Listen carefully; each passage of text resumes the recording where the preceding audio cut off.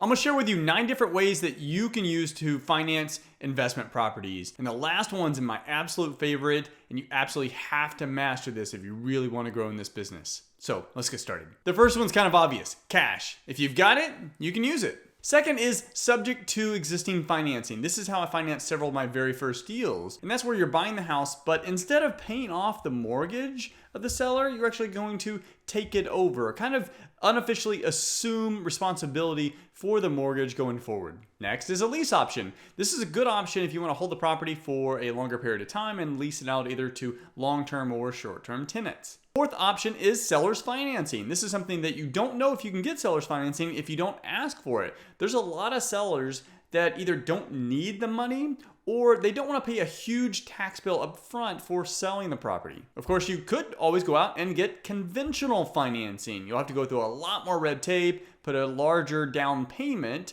but you'll get a lower interest rate and it can be fixed over a 30-year period. Then there's non-conventional financing. These are lenders that specialize in investment properties. You'll pay a little bit higher of a rate. You may not have to put as much money down and you can still get a 30-year mortgage.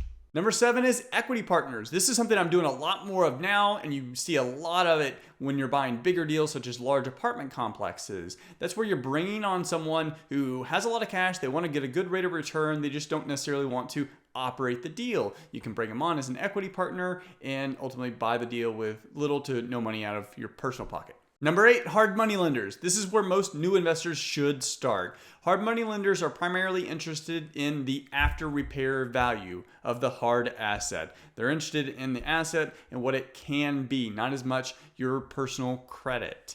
They're a tremendous resource for contractors, insurance, and everything else.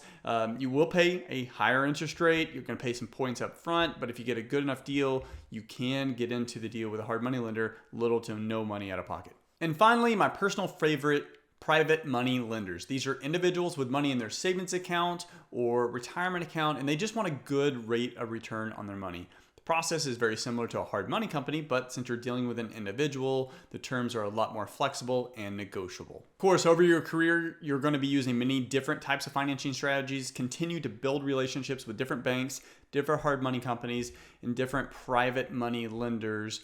You want to make sure that you always have multiple ways to finance a deal when that deal comes through.